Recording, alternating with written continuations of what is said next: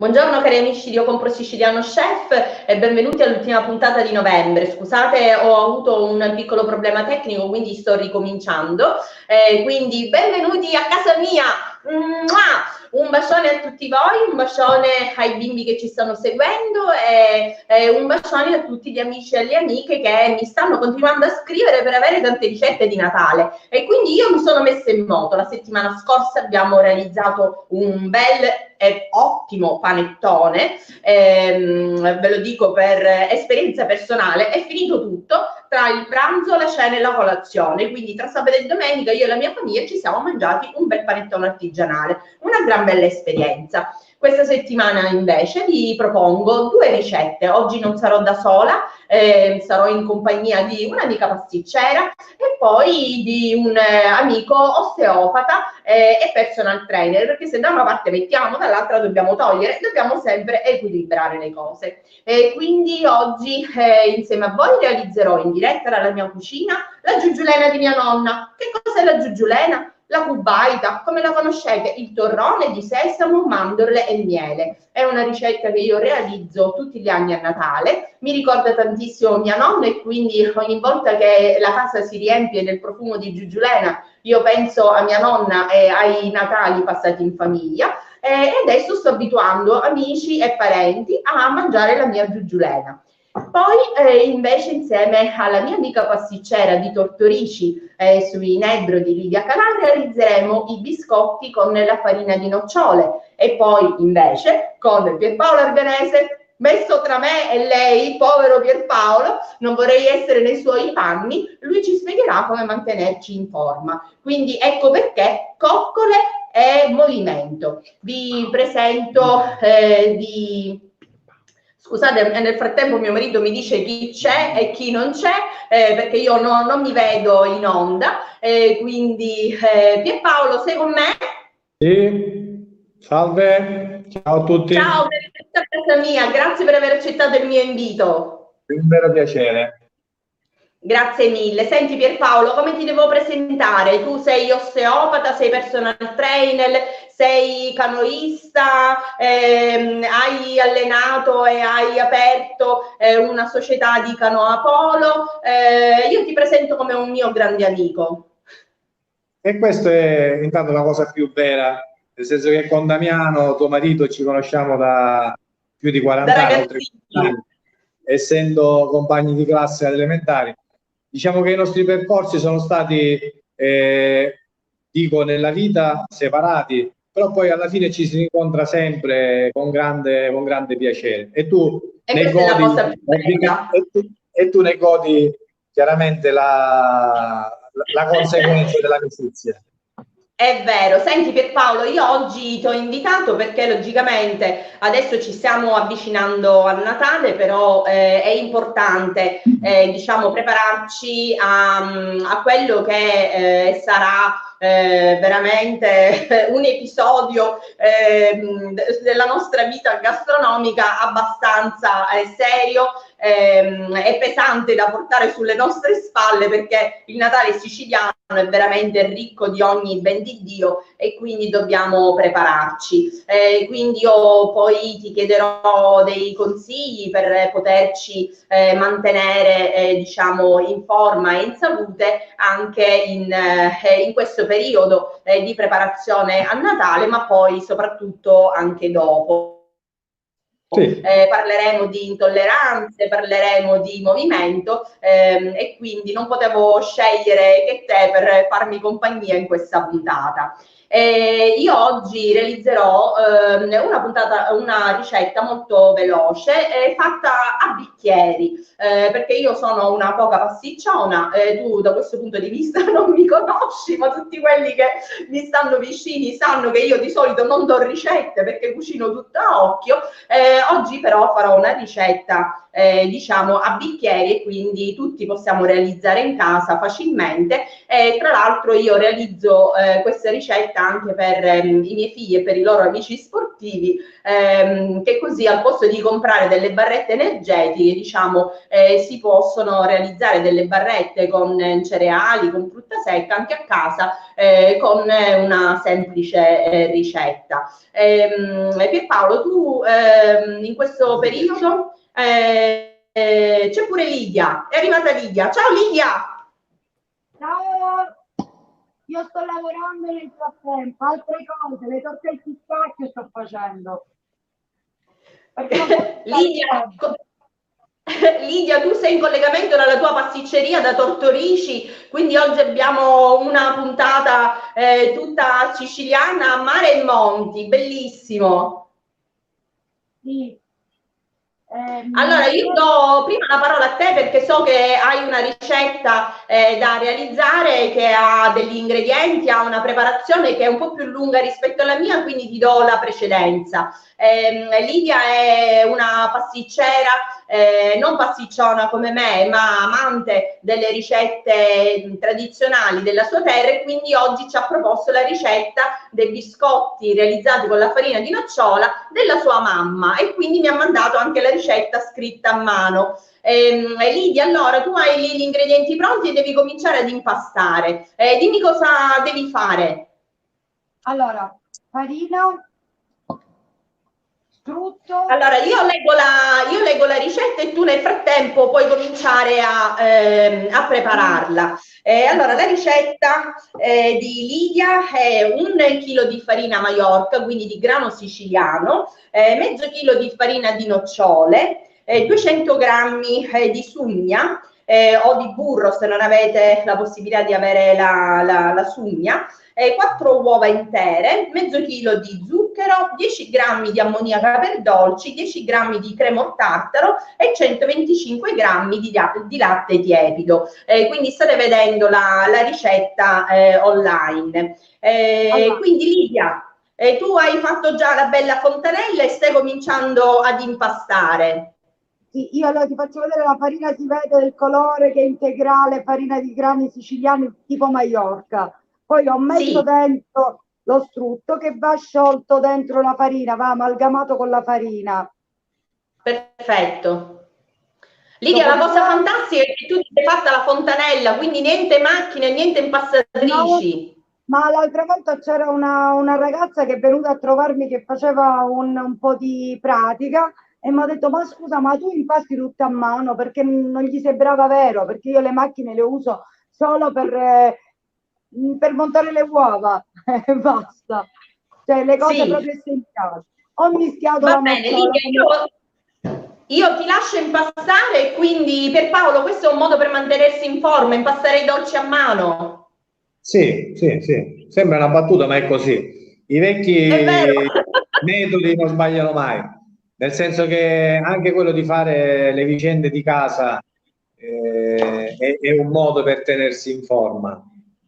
Quindi diciamo che questo associato alle attività casalinghe che ormai le nostre compagne, diciamo, fanno sempre di meno, per una questione diciamo, di praticità, ci siamo avvalsi dell'ausilio di questi elettrodomestici che fanno tutto loro, quindi le donne faticano molto di meno. Però ecco, sicuramente l'impegno fisico che si fa a casa non è da disprezzare, anzi è da consigliare.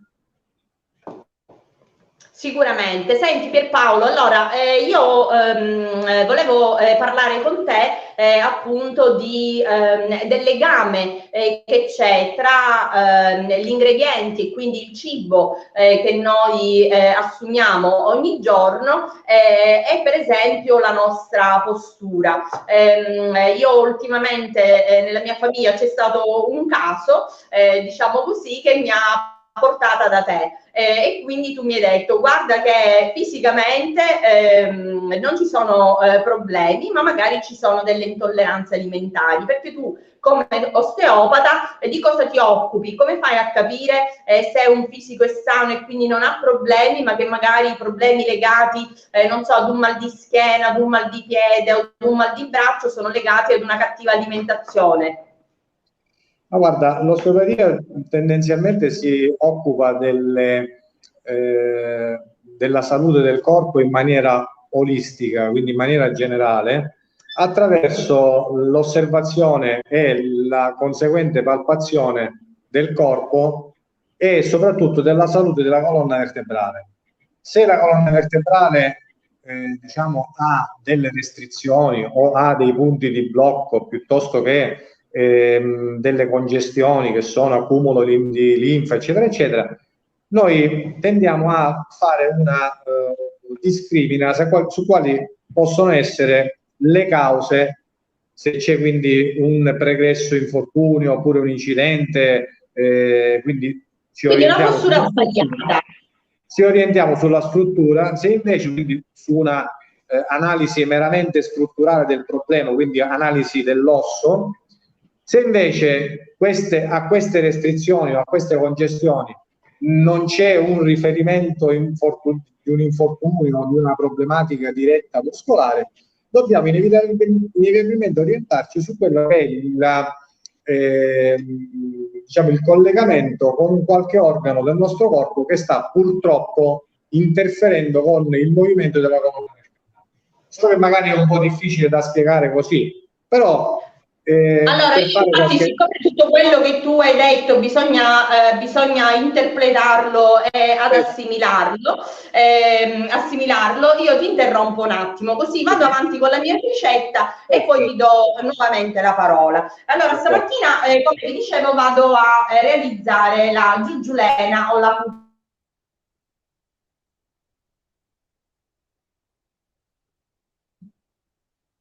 utilizzo 2 bicchieri di sesamo, perché poi devo andare a cucinare, quindi così io mentre cucino posso nuovamente farti intervenire. Mezzo bicchiere di mandorle siciliane, mezzo bicchiere di zucchero,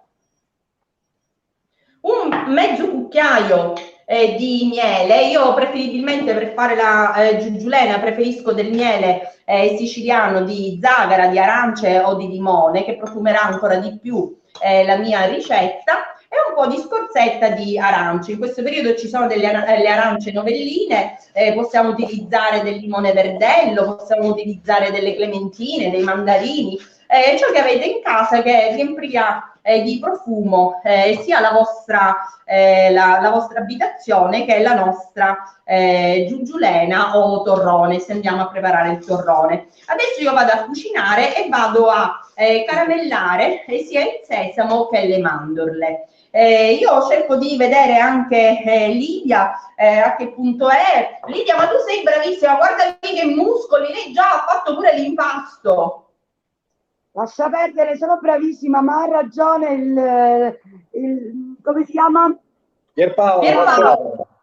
Pierpaolo. Io so che significa avere problemi di postura, avere problemi di tutto, ritenzione idrica perché non cammini bene e quindi insomma d'estate capisco bene, per una che lavora e sta tanto in piedi anche l'alimentazione è importante. Pierpaolo, noi siamo le tue clienti ideali sia per lo studio medico che per la palestra, perché ricordiamo che tu sei un grande sportivo prima di tutto, quindi sei anche personal trainer, ma sei anche un grande canoista. Infatti ormai anche i nostri figli fanno canoa insieme, e quindi siamo anche genitori colleghi. Io metto in cottura la nostra giuggiulena, che sarà necessario cuocerla almeno per 10 minuti, un quarto d'ora, il tempo che tutti gli ingredienti si amalgameranno tutti insieme. Quindi per Paolo, allora io cerco di interpretare un po' ciò che tu ci hai spiegato prima. Allora, prima ci hai spiegato che logicamente una cattiva postura può essere determinata da un incidente, da una brutta posizione che assumiamo quando scriviamo al computer o quando stiamo in piedi per lavorare, oppure può essere anche dettata da un problema alimentare, che quindi diciamo il nostro fisico si adatta ad avere una buona posizione per poter stare più comodi e non sentire dolore, giusto? Praticamente, per fare un esempio così ci capiamo, bravo.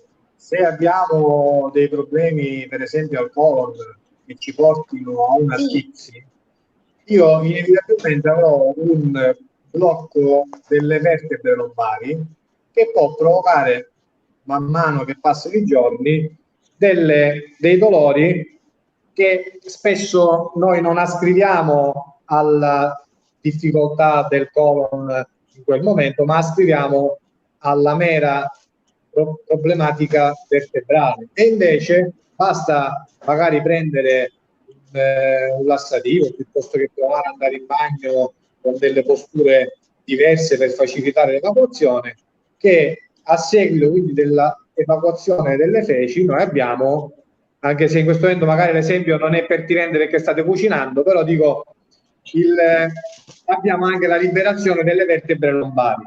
La stessa cosa può capitare con le vertebre cervico-dorsali, che spesso sono collegate con le problematiche gastralgiche, quindi o l'esofagiti piuttosto che le problematiche di gastrite acute hanno una ripercussione sul tratto superiore del dorsale, quindi spesso con dolori che si manifestano nelle aree posteriori. Il problema è sempre collegato. Pierpaolo, scusami un attimo, ti interrompo perché vedo la nostra Lidia con il mattarello, anzi no, sta rotolando, sta facendo un bel salamino con la pasta dei biscotti. Lidia, dimmi cosa stai facendo? Ti sto facendo dei biscottini adesso, come li chiamiamo noi. Sì. Praticamente faccio, li arrotolo, la pasta comunque deve essere abbastanza amalgamata, altrimenti si sbriciola. Questa è venuta una bella pasta oggi, infatti lavora che è una bellezza. Bellissimo. Quindi adesso poi dai una forma ad esse e poi vai ad infornare? Ad infornarli in forno a 180 gradi, devono essere cotti croccanti. Una volta usciti si fa una glassatura in questi AS di zucchero. Ma perfetto. A questo modello AS ti farò vedere un'altra cosa ancora più sfiziosa che facevano anche sempre le nostre mamme, perché questa è una ricetta antichissima. Allora ricordo che la nostra Lidia Calà si trova nel centro di Palazzo Lacreide, scusate, io abito a Palazzo Lacreide, quindi mi viene ogni tanto una confusione, di Tortorici sui Nebrodi, e quindi lei cerca sempre di utilizzare i prodotti locali e anche le ricette di sua mamma. Infatti ieri mi ha mandato la ricetta scritta a mano che lei tiene sempre nel suo quaderno di ricette, che un po' tutti quelli che amiamo cucinare abbiamo diciamo nel nostro libro di ricordi. Io nel frattempo qui sto cercando di amalgamare il nostro sesamo con lo zucchero, il miele e le mandorle, e così non appena non vedrò più granelli di zucchero all'interno del mio, chiamiamolo così, impasto di torrone, la mia giuggiulena sarà pronta per prendere la forma a cubi o a striscioline. Quindi poi la nostra Lidia andrà invece ad infornare i biscotti. Alessia, scusa Alessia, sto facendo un'altra cosa.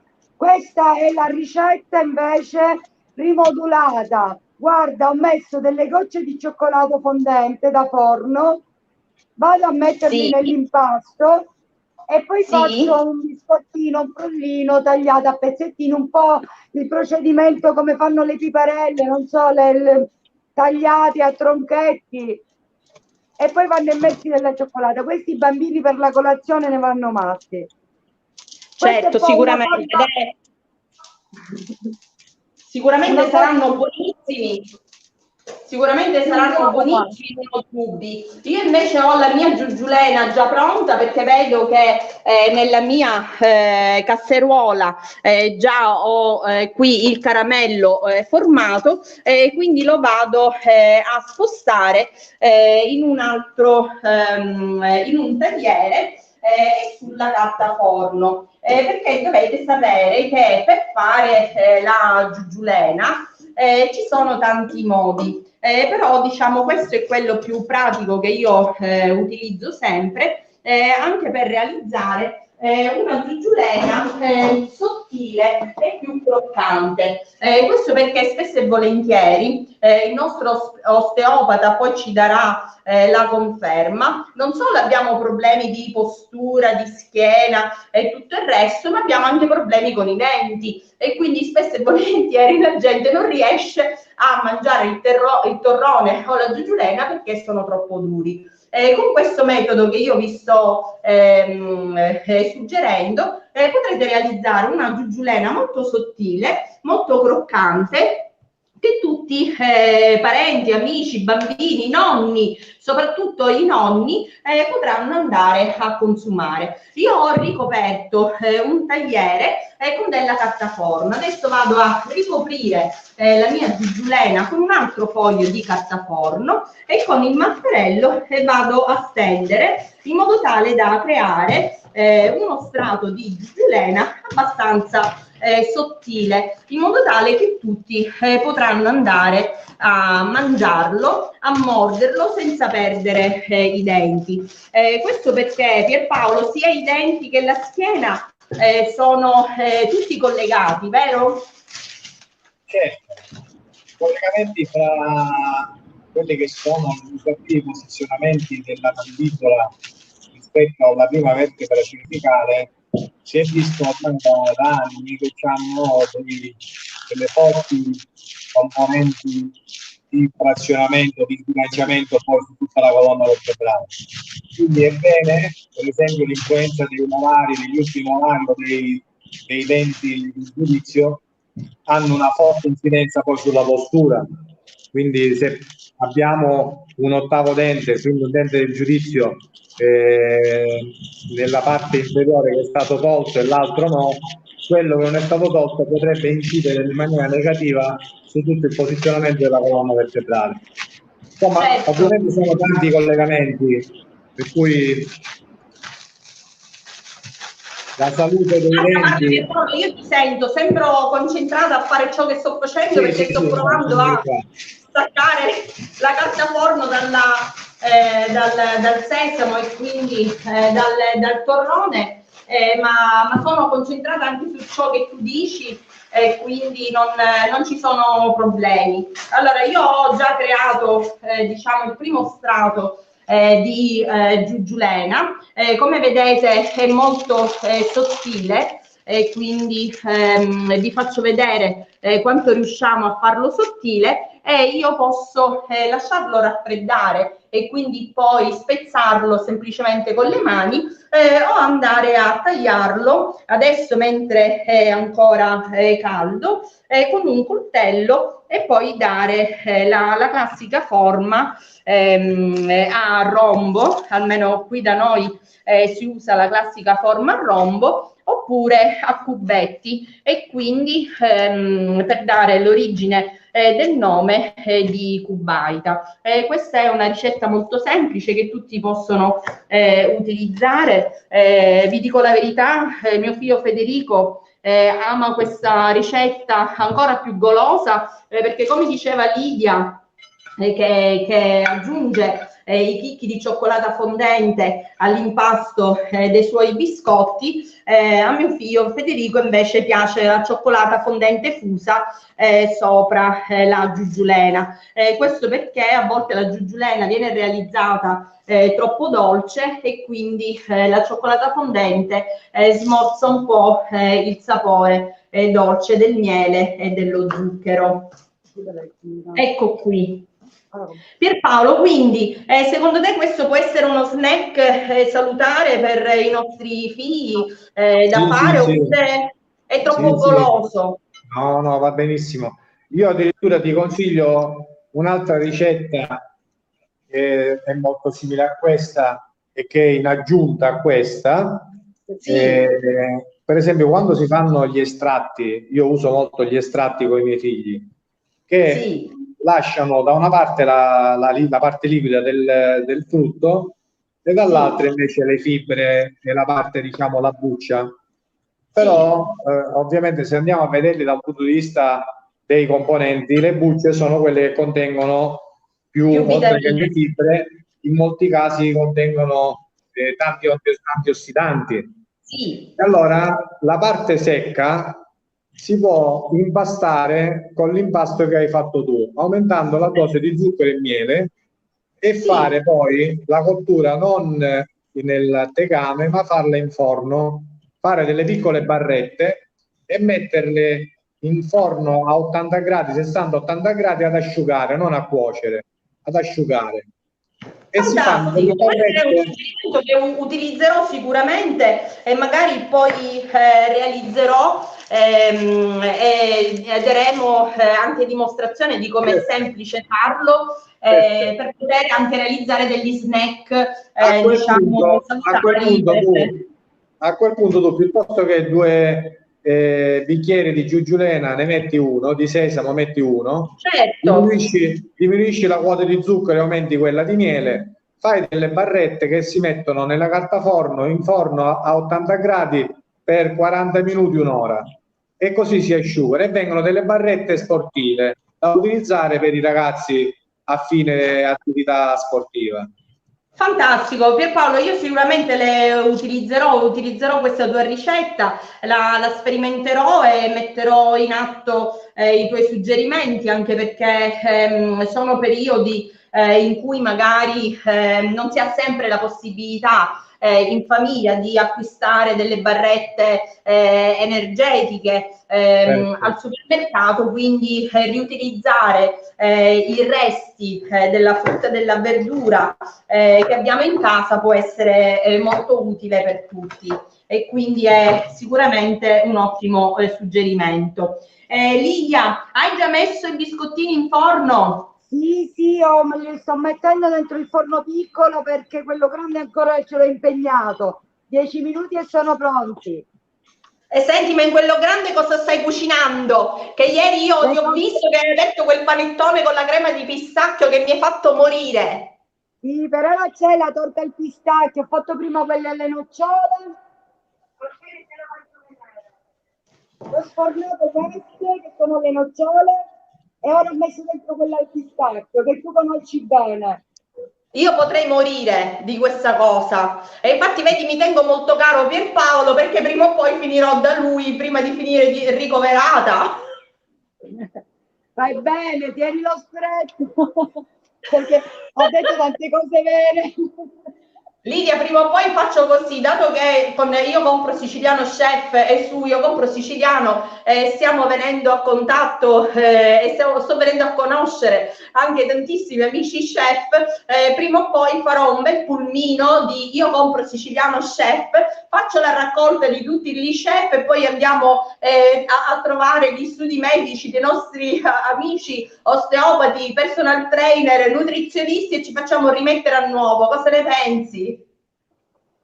Va bene, io già ci vado dalla nutrizionista. Ieri mi ha dato la ricetta di biscotti senza burro, senza latte, con zucchero di canna e farina di grani antichi. Li ho fatti buonissimi, anche la crostata.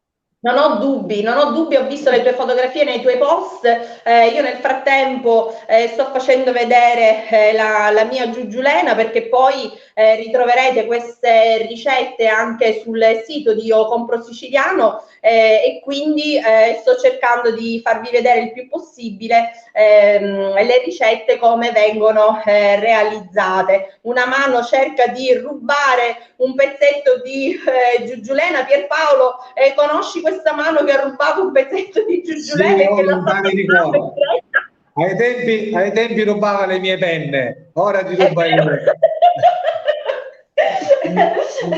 E invece adesso si è modernizzato, casomai ruba i computer perché a me da poco ha rubato il computer e quindi vedi le cose si evolvono, è passato da rubare le penne a rubare il computer e quindi non voglio pensare cosa ruberà nel prossimo decennio.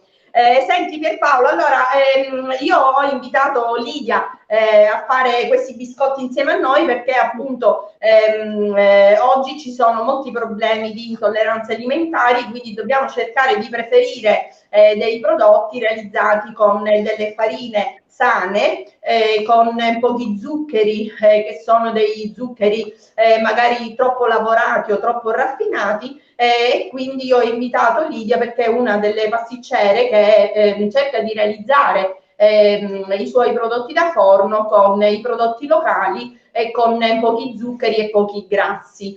Questo influisce molto, penso, nel benessere del nostro fisico, vero? Sì, sì, sì. Ci sono ovviamente tantissimi studi che portano a diciamo, fare una lotta nei confronti di zuccheri, glutine, che comunque hanno un forte potere infiammante che purtroppo è alla base delle varie artropatie che possono essere artropatie diabetiche piuttosto che delle semplici artriti, perché si passa da un semplice diciamo intossicazione, una semplice intossicazione latente generale a un lento e graduale infiammarsi delle articolazioni, che purtroppo dall'interno aumentano il loro volume di liquido sinoviale e finiscono per non avere poi quei margini di scorrimento corretti che portano poi all'infiammazione delle cartilagini. Questo è il fenomeno di come avviene una classica artropatia. Però dico, il primo movens purtroppo è la tossicità che c'è nel sangue.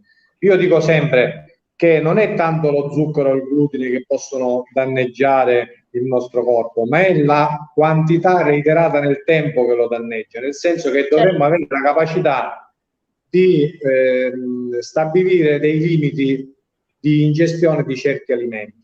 Cioè i dolci non c'è dubbio che fanno bene da un punto di vista ormonale, sviluppo della serotonina e bla bla bla, però è anche vero che se li mangio tutti i giorni, più volte al giorno, danneggio gli organi e anche le articolazioni, perché spesso si pensa che lo zucchero sia la causa del diabete come diciamo piuttosto che delle carie ai denti, e nessuno sa per esempio che la maggior parte delle artropatie, proprio dei dolori ai polsi, alle dita, piuttosto che ai gomiti, vengono proprio da un eccesso di zuccheri nel sangue.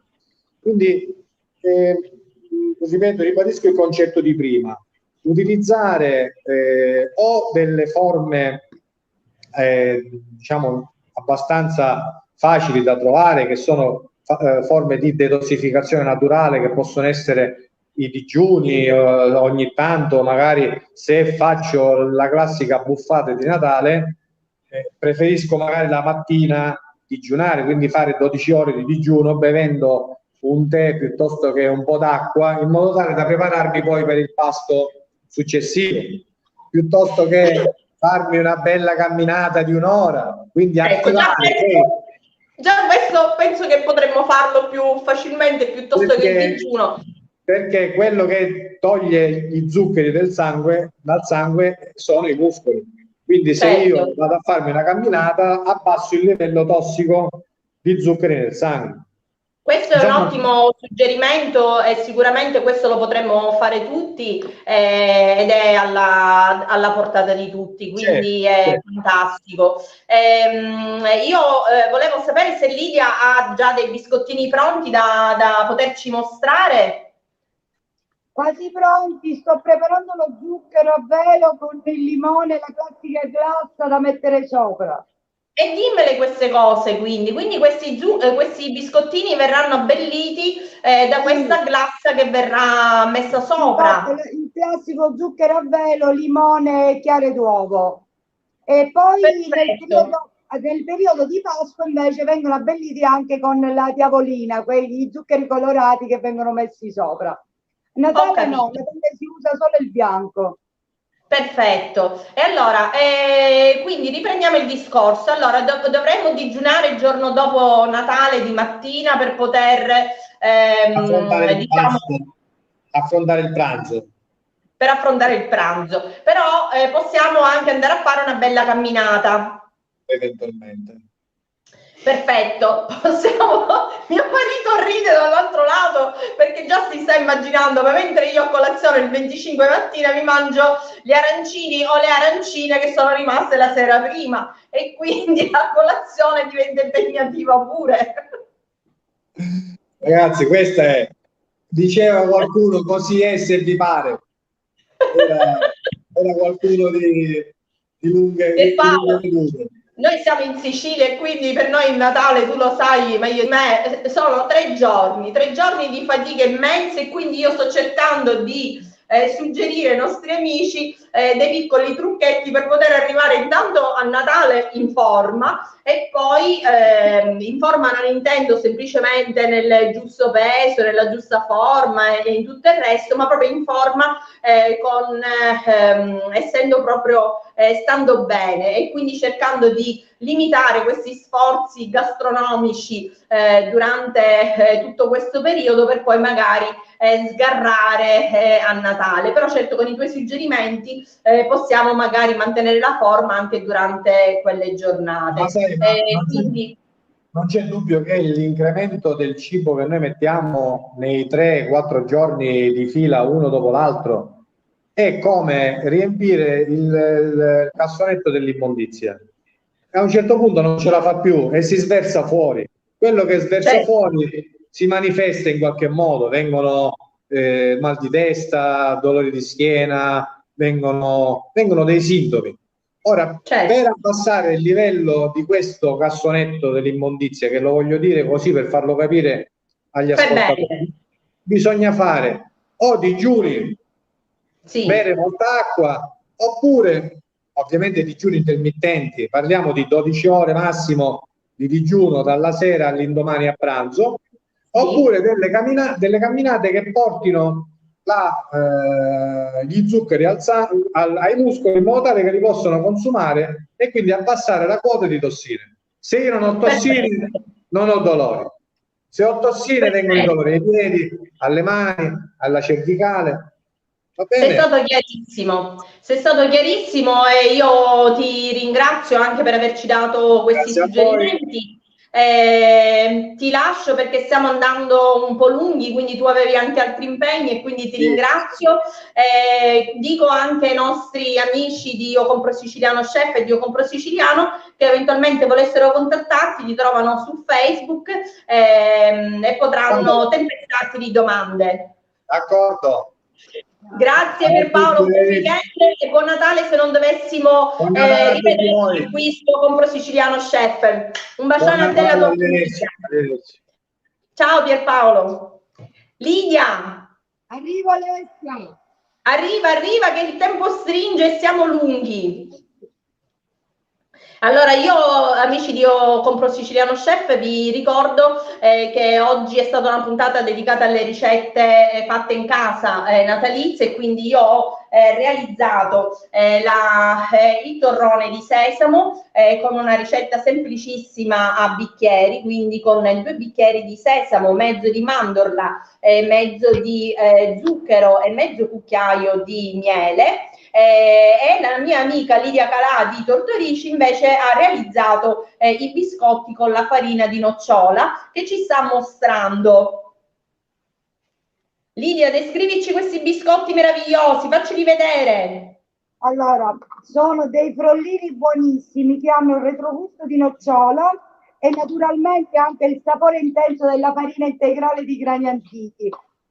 Sono buoni a colazione, col tè, hanno un sapore unico che solo se li mangi riesci a capirlo.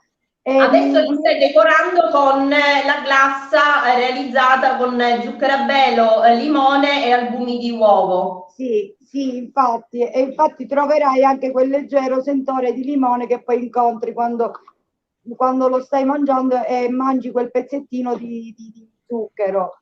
Fantastico, allora Lidia avvicinati alla telecamera con un biscottino così poi io posso fare uno screenshot di noi 2 insieme con le nostre ricette e potrò metterle sul sito di Io Compro Siciliano. Ci sei? Sì. E allora un bel sorriso e un bel bacione a tutti gli amici di Io Compro Siciliano Chef, grazie per averci seguiti.